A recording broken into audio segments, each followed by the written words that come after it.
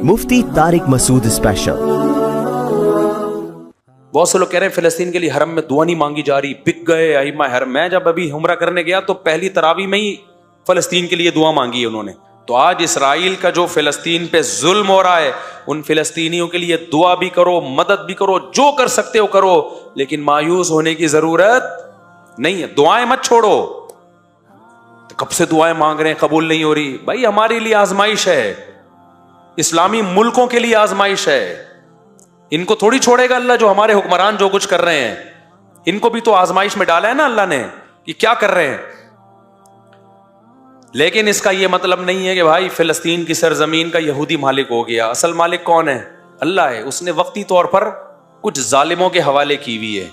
तो हम अपना काम नहीं छोड़ेंगे, और जब अल्लाह ने अपना काम करना होगा उसको सदियां और साल नहीं चाहिए, वो सेकंडों के अंदर नक्शे को तब्दील कर देगा। आज बहुत बड़ा मसला पता है क्या है? दीनदारों में वो दुआ से बहुत गाफिल हैं, और बल्कि दुआओं का मजाक उड़ाना शुरू कर दिया है। अबे ये मौलवी दुआओं में लगे रहते हैं, अबे ये दुआओं से क्या होता है। मौलवियों ने लोगों को दुआओं में लगा दिया, नमाजों में लगा दिया। जितने अंबिया के मुख्तसर वाकयात है ना, उनमें जो पैगाम कुरान देना चाह रहा है वो है दुआ की फजीलत। तभी कुरान कहता है वनूहन इज़ नादा मिन क़ब्लु, नूह ने भी हमें पुकारा। नूह अलैहिस्सलाम 950 साल दावत दे रहे हैं और कौम के ईमान की कोई उम्मीद नहीं है, और धमकियों पे धमकियां। तो नाकामी के नक्शों में नूह अलैहिस्सलाम ने अपने रब को पुकारा। कुरान कहता है फस्तजबना लहू, हमने नूह की पुकार को कबूल किया। आज बहुत से लोग कहते हैं हम दुआएं मांगते हैं, कबूल नहीं होती। भाई कबूल होती है उस टाइम पे जिस टाइम पे अल्लाह चाहेगा। ये छोड़ दो कि कबूल हो रही है कि नहीं हो रही। कितने लोग कहते हैं फिलिस्तीन के लिए कब से दुआएं मांगी जा रही हैं, हरम में भी मांगी जा रही हैं दुआएं। एक तो हमारे यहाँ प्रोपेगेंडा बहुत है। बहुत से लोग कह रहे हैं फिलिस्तीन के लिए हरम में दुआ नहीं मांगी जा रही, बिक गए अइम्मा हरम। मैं जब अभी उम्रा करने गया तो पहली तरावी में ही फिलिस्तीन के लिए दुआ मांगी है उन्होंने। सोशल मीडिया बहुत बड़ा अजाब है, मैं आपको बताऊं। इतनी दज्जाल के आने की हमें बिल्कुल जरूरत है ही नहीं। जो लंबा फेंकते रहो ना, बस फेंकते रहो। मैंने तो ये फैसला किया है, जब तक कोई चीज अपनी आंखों से ना देख लो ना, तबसरा ही नहीं करो। जो उठा के फेसबुक पे जिसका जो ठरक निकालनी होती है निकाल के। मैं पहला दिन तरावी का था, उसी में पहले दिन ही फिलिस्तीन के मजलूमों के लिए वो जो तरावी में दुआ, वितर में दुआ मांगते हैं, पहले दिन ही दुआ मांगी। मैंने कहा लो भाई, अभी हम कल क्लिप देख रहे थे कि दुआएं फिलिस्तीन को लिए दुआ नहीं मांगी जा रही। तो जो क्या कह रहा था मैं, हाँ, लोग कहते हैं इतने अरसे से हम दुआएं मांग रहे हैं, कबूल नहीं हो रही। इस चक्कर में बहुत से लोग दुआ मांगना छोड़ देते हैं। ये मत करो। बनी इसराइल कितने अरसे से दुआ मांग रहे थे, फिर अल्लाह ने मूसा को भेजा, कलीमुल्लाह को। फिर मूसा के आने के बाद हजरत मूसा ने भी दुआएं मांगी होंगी, रातों को उठ उठ के। बनी इसराइल ने और मांगी होंगी, लेकिन जुल्म कम होने के बजाय बढ़ता जा रहा है। तो क्या मूसा अलैहिस्सलाम ने दुआएं मांगना छोड़ दी है भाई? या मूसा ऊज़ीना मिन क़ब्ली अन तअतियना व मिन बादि मा जीतना, ए मूसा तेरे आने से पहले भी जुल्म, तेरे आने के बाद भी जुल्म, कोई फायदा नहीं हो रहा। हजरत मूसा क्या कह रहे हैं? बहुत मजा आता है मुझे इस आयत के पढ़ने में। बनी इसराइल ना बड़ी कसम पुरसी से हजरत मूसा के पास आए। या मूसा ऊज़ीना मिन क़ब्ली अन तअतियना, ए मूसा तेरे आने से पहले भी अजाब में थे। व मिन बादि मा जीतना, तू निजात दहिंदा बन के आया है, लेकिन तेरे आने से हमें कोई फायदा नहीं हुआ। मतलब कि हम तो दुआएं मांग रहे हैं, सब कुछ कर रहे हैं, फिर भी फायदा नहीं हो रहा। मूसा ने जवाब में क्या कहा? या कौम इन्नल अर्द लिल्लाह इस्तईनु बिल्लाहि वस्बिरु, देखो अल्लाह से मदद मांगते रहो जैसे अब मांग रहे हो, और सब्र भी करते रहो साथ साथ। दुआ सब्र के बगैर नहीं होती। या कौम इस्तईनु बिल्लाहि वस्बिरु, ए मेरी कौम अल्लाह से दुआएं मांगते रहो और सब्र करते रहो। आगे दलील कितनी शानदार दी है। सवाल पैदा होता है, भाई ये काम तो हम पहले से कर रहे हैं ना, रिजल्ट तो कोई आउट हो नहीं रहा। आप तो वही काम का हुक्म दे रहे हो जो हम पहले से कर रहे हैं। हम ये कह रहे हैं दुआ कबूल नहीं हो रही, आप कह रहे हैं दुआ कब मांगो। मांग रहे हैं पहले से। इस इश्काल का मूसा ने जो जवाब दिया अलैहिस्सलाम ने, इन्नल अर्द लिल्लाह, یورثھا من یشاء من عبادی، اے میری قوم زمین فرعون کی نہیں ہے، یہ گریوی میں فرعون کو ملی ہوئی ہے. زمین کا بادشاہ کون ہے؟ اللہ ہے. تو جب اللہ ہے وہ جب چاہے گا سیکنڈوں میں چھین لے گا اس سے. وہ نہیں چھین رہا، اس میں کوئی حکمت ہے. تو جو اللہ کا کام ہے وہ اللہ کو کرنے دو، جو تمہارا کام ہے وہ تم کرو. ہمارا کام ہے بھکاریوں کی طرح، اس کا کام ہے زمین چھیننا، ہم اپنا کام کریں گے اور وہ اس کو اس کا کام کرنے دو، کیونکہ مالک وہ ہے، جب چاہے گا سیکنڈوں میں چھین لے گا. ان الارض للہ یورثھا من یشاء من عبادہ، وہ اللہ جس کو چاہتا ہے زمین کا مالک بنا دیتا ہے. آج فرعون کو بنایا ہوا ہے، اس کا مطلب یہ نہیں کہ حقیقی مالک فرعون ہے. حقیقی مالک فرعون ہوتا پھر ہم مایوس ہوتے نا. حقیقی مالک کون ہے زمین کا؟ اللہ ہے. تو ہمیں مایوسی کی کیا ضرورت ہے بھائی؟ وہ نہیں چھین رہا، کوئی حکمت ہے، ہمیں آزما رہا ہے. وہ جب چاہے گا 2 منٹ میں چھین کے ہمارے حوالے کر دے گا. تبھی تو کیسے 2 منٹ میں چھینا کہ نہیں چھینا؟ آخری دم تک، جب تک وہ پانی کے کنارے پہ کھڑے ہوئے تھے نا اور فرعون کا لشکر آ رہا تھا، اس وقت تک فرعون یہ سمجھ رہا تھا زمین کا وارث کون ہے؟ میں ہوں. مصر کا مالک کون ہے؟ میں ہوں. پھر جب پانی میں راستے بنے، بنی اسرائیل پار ہو کے گزر گئے، اس وقت بھی فرعون بھی یہ سمجھ رہا تھا کہ مصر کا مالک کون ہے؟ بولو، میں ہوں. جیسے آج اسرائیل سمجھ رہا ہے کہ بیت فلسطین کا مالک کون ہے؟ اسرائیل ہے. فرعون تو اس سے بڑے پاورفل تھا، وہ بھی آخری اینڈ تک یہی سمجھتا رہا کہ زمین کا مالک کون ہے؟ میں ہوں. راستے بن گئے، اس وقت بھی فرعون سمجھ رہا تھا مصر کا مالک کون ہے؟ میں ہوں. بنی اسرائیل بھی یہ سمجھ رہے تھے، حضرت موسیٰ بھی یہ سمجھ رہے تھے کہ فی الحال زمین کا مالک کون ہے؟ فرعون. چند سیکنڈوں کے اندر کام ہوا ہے. جب فرعون نے پانی میں اپنے گھوڑوں کو دوڑانا شروع کیا انہی راستوں میں جو بنی اسرائیل کے لیے بنے تھے، اور جب آخری آدمی جب تک داخل نہیں ہوا نا اس پانی میں، اس وقت تک بھی بنی اسرائیل یہ سمجھ رہے تھے کہ مصر کا مالک کون ہے؟ فرعون. ان کو کیا خبر تھی کہ یہ ڈوبے گا یہاں پہ؟ اللہ نے موسیٰ کو صرف یہ بتایا تھا کہ سمندر پہ لاٹھی مارو راستے بنا دوں گا. اب تک یہ وحی نہیں آئی تھی کہ اس کو تباہ بھی کروں گا، جو ظاہر اس آیت سے جو پتا چل رہا ہے. تو اس وقت تک سب یہ سمجھ رہے تھے. این وقت پہ جب آخری شخص پانی کے اندر داخل ہوا ہے نا، اور اس امید پر کہ اب ہم وہاں سے نکل جائیں گے، اس وقت اللہ نے سمندر کے 2 پارٹوں کو ملا کے بتا دیا ان الارض للہ، زمین کا مالک کون ہے؟ اللہ ہے.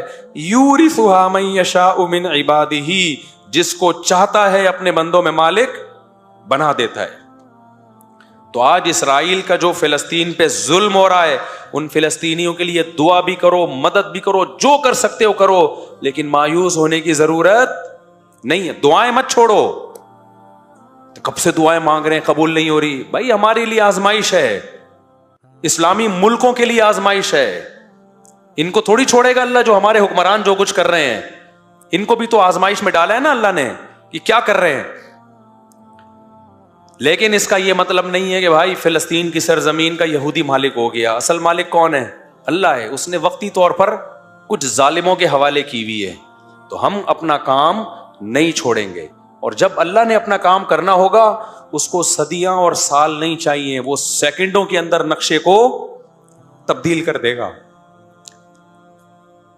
آج بہت بڑا مسئلہ پتہ ہے کیا ہے دینداروں میں؟ وہ دعا سے بہت غافل ہیں، اور بلکہ دعاؤں کا مذاق اڑانا شروع کر دیا ہے. ابے یہ مولوی دعاؤں میں لگے رہتے ہیں، ابے یہ دعاؤں سے کیا ہوتا ہے؟ مولویوں نے لوگوں کو دعاؤں میں لگا دیا، نمازوں میں لگا دیا. اور جو ایسی باتیں کر رہے ہوتے ہیں وہ دعائیں بھی نہیں کر رہے ہوتے، یا تو کوئی بڑا تیر مار رہے ہو نا، کوئی تبدیلی کے لیے ایک نیا پیکج لے کر آئے ہوئے ہو، وہ بھی نہیں کر رہے ہوتے، کچھ بھی نہیں کر رہے ہوتے. ایک دعائی تو رہ گئی ہے. دعاؤں سے کبھی غافل. میں نہیں کہتا کہ صرف دعا سے سب کچھ ہوتا ہے، اسباب بھی اختیار کرنے پڑیں گے، لیکن آج کسی حد تک اسباب ٹوٹے پھوٹے لنگڑے لولے اختیار ہوتے ہیں. دعاؤں سے کیا ہو رہے ہیں؟ لوگ غافل ہیں. تو دعا مانگنے کی عادت ڈالو. اور نبی صلی اللہ علیہ وسلم نے فرمایا کہ انسان کی دعا اس وقت قبول ہوتی ہے، صحیح حدیث ہے، کہ جب تک اس کے دل میں یہ خیال نہ آئے کہ میری دعا قبول نہیں ہو رہی. جب یہ خیال آتا ہے نا یار مانگ رہا ہوں قبول نہیں ہو رہی، پھر قبول نہیں ہوتی. تو اس لیے یہ جو آیتیں میں جلدی سے بس 2-3 آیتیں پڑھ کے بیان کو ختم کرتا ہوں. ان کا خلاصہ یہی ہے کہ نوح علیہ السلام ناکامی کے اسباب میں اللہ کہتے ہیں جب قسم پرسی میں ہمیں پکارا فاستجبنا لہ، ہم نے نوح کی دعا کو قبول کیا. کب قبول کیا؟ 950 سال کے بعد. کتنے سالوں کے بعد، لیکن کیا نا اللہ نے. یعقوب علیہ السلام ساری زندگی دعا مانگتے رہے، قبول بڑھاپے میں کیا. اگر نہ مانگتے تو کچھ بھی نہیں ہوتا.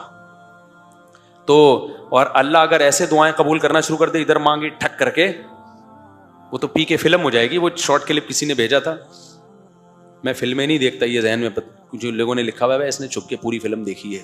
نہیں دیکھی، اللہ کی قسم نہیں دیکھی. ہاں یہ ضرور ہے کہ اس کے کچھ شارٹ کلپ تھے، وہ بھی دوستوں کے ساتھ دیکھے ہیں، وہ بھی وہ والے کلپ جو بہت ہی خاندانی قسم کے کلپ تھے.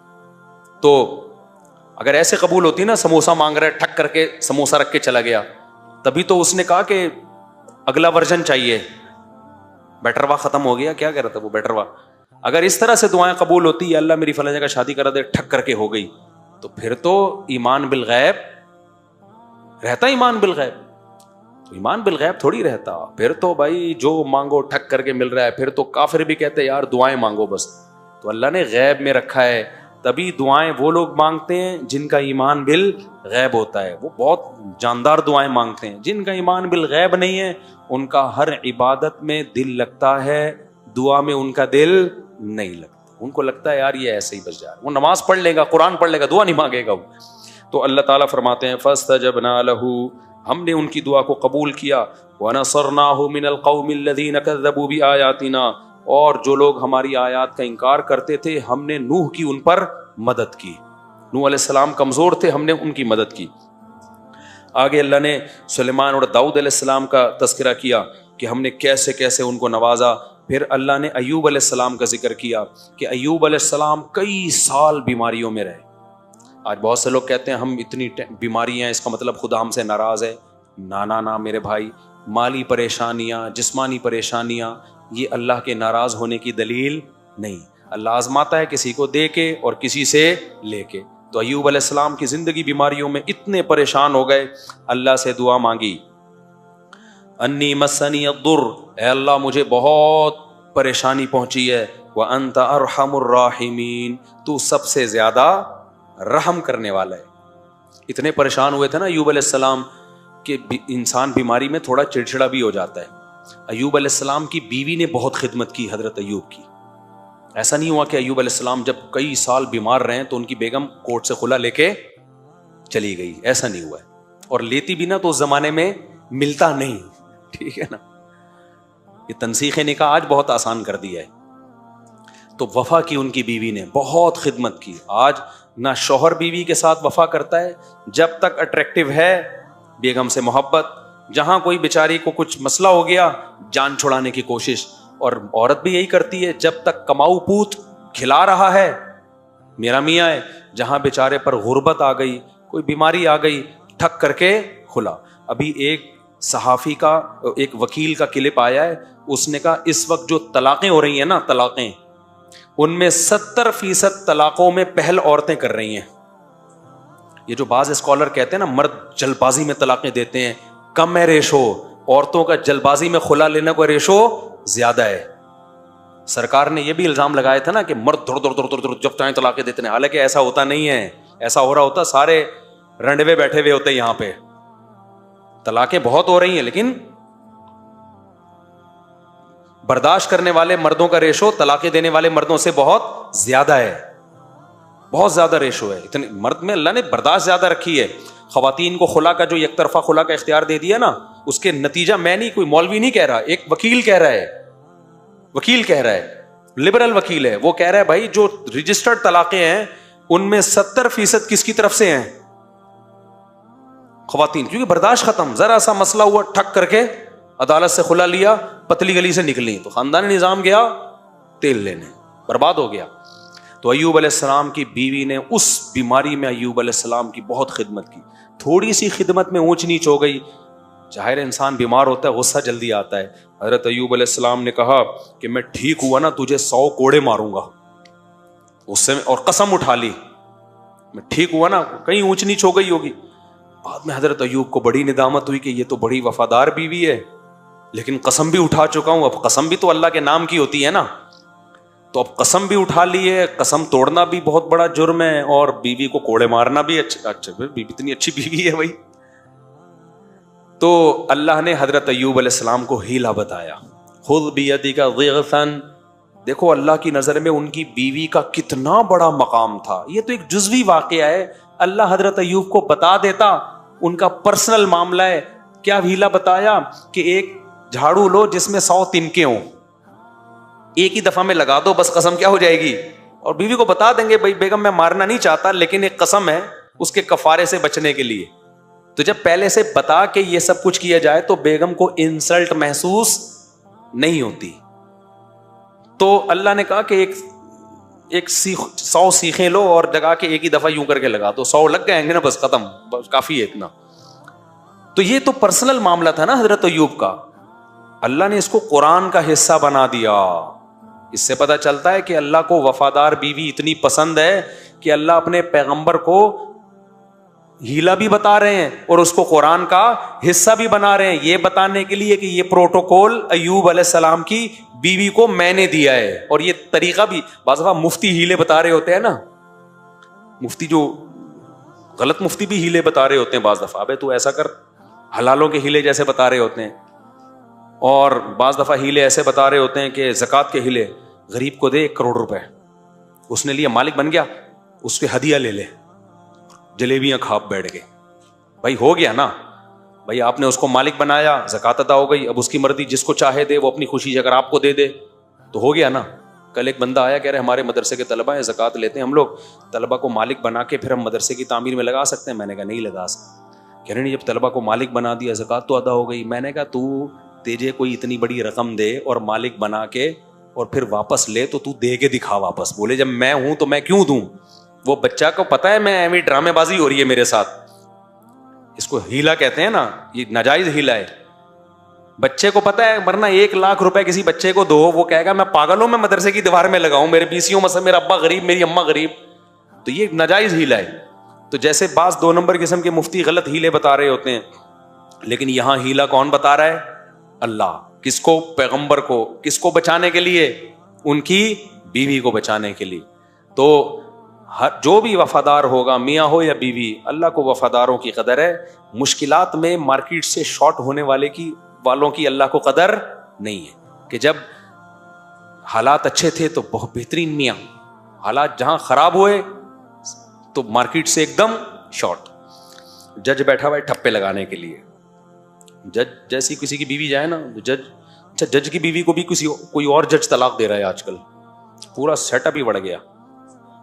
ہاں بجلی میں بتاتا ہوں، وہ مسئلے بھی ابھی صبر کریں. اچھا میرے بھائی جلدی سے، میں یہ بہت مزے کی آیتیں ہیں یار، یہ مجھے تو بڑا مزہ آتا ہے. آگے اللہ کہتے ہیں دیکھو ہم نے اس مصیبت سے ایوب کو نکالا اس دعا کی برکت سے. تو اس سے پتہ چلتا ہے اللہ دعائیں قبول کرتا ہے. پھر آگے اللہ فرماتے ہیں کہ وَظَنُّونِ إِذْ ذَهَبَ مُغَاضِبًا، اس میں تو بڑا ہی مزہ آتا ہے پڑھنے میں. اللہ کہتے ہیں مچھلی والے کو بھی یاد کرو. مچھلی، اللہ نے یونس علیہ السلام کا نام کیا رکھ دیا؟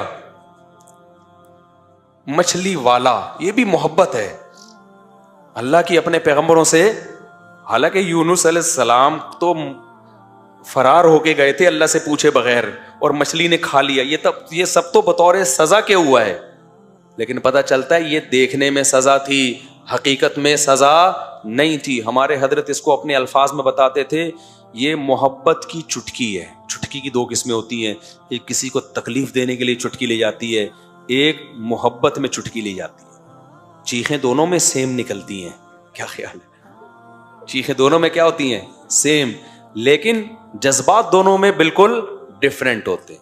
تو اللہ بعض دفعہ پیغمبروں کو سزا بھی دیتے ہیں، تو وہ دیکھنے میں سزا ہوتی ہے، حقیقت میں وہ سزا نہیں ہوتی. اب دیکھو یونس علیہ السلام کے ساتھ یہ والا معاملہ نہ ہوتا تو یونس علیہ السلام کا شاید قرآن میں تذکرہ ہی نہ ہوتا، اور آپ کا نام اللہ مچھلی والا رکھتے ہی نہیں، مچھلی والا ہی نام نہ رکھتے. یہ ایسے ہے جیسے حضرت علی رضی اللہ تعالیٰ عنہ ایک دفعہ لیٹے ہوئے تھے نا مٹی میں، حضرت فاطمہ سے کچھ ناراضی ہوئی تو آپ چلے گئے، تو کچھ جیسے میاں بیوی میں ہوتی ہے بعض دفعہ، تو کہیں لیٹ گئے جا کے. تو نبی جب گئے نا تو پورے مٹی پہ لیٹے ہوئے تھے نا، مٹی لگی ہوئی تھی. تو حضرت علی کو نبی نے فرمایا ابو تراب، مٹی والا. اب یہ لفظ بظاہر توہین ہے، لیکن حضرت علی کو اندازہ ہو گیا، یقین تھا کہ یہ توہین کی نیت سے نہیں ہے، یہ کیا ہے؟ محبت کی. تو حضرت علی نے اپنی کنیت ہی ابو تراب بنا لی، مٹی والا. تو بعض لفظ بذات خود تعظیم کے نہیں ہوتے، لیکن جب کسی بڑے کی زبان سے نکلتے ہیں تو وہ کیا بن جاتے ہیں؟ وہ تعظیم والے لفظ بن جاتے ہیں. اچھا، وقت ہمارا بہت ہو گیا ہے، تو یہ حضرت یونس علیہ السلام کا جو ہے نا ہم انشاءاللہ کل پڑھیں گے. یونس علیہ السلام کا ہے، آگے اللہ نے زکریا علیہ السلام کا. ان سب کا حاصل یہی ہے کہ سب مشکلات میں تھے اور کس کو پکارا انہوں نے؟ اللہ. ان میں کوئی کسی عامل کے پاس نہیں گیا، پھونکوں والی سرکار کے پاس نہیں گیا، کوئی کسی مزار پہ بولو نہیں گیا. کسی نے یہ نہیں کہا کہ اتنے سال ہو گئے مانگتے ہوئے. نوح علیہ السلام نے نہیں کہا 950 سال سے مانگ رہا ہوں، دعا تو قبول ہوتی نہیں. اب چھوڑو یہ ایسے ہی باتیں. تو یہ سب کا یہی مشترک پیغام تھا. سمجھتے ہو کہ نہیں سمجھتے؟